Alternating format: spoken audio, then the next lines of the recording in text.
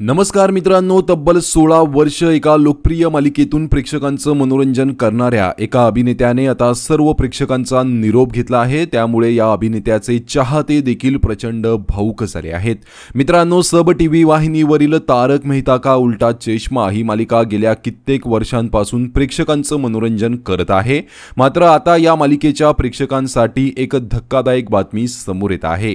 तब्बल 16 वर्ष प्रेक्षकांचं मनोरंजन करणाऱ्या एका कलाकाराने आता या मालिकेतून निरोप घेतला आहे। हा कलाकार म्हणजेच या मालिकेतील गोली। मित्रांनो, तारक मेहतामध्ये गोलीची भूमिका बाल कलाकार कुश शहा याने साकारली आहे। मात्र आता त्याने ही मालिका सोडली आहे। ही मालिका सुरू झाली तेव्हापासून तो या मालिकेमध्ये होता। तब्बल 16 वर्ष त्याने या मालिकेमध्ये काम केलं आणि आता त्याने या मालिकेतून सर्व प्रेक्षकांचा निरोप घेतला आहे।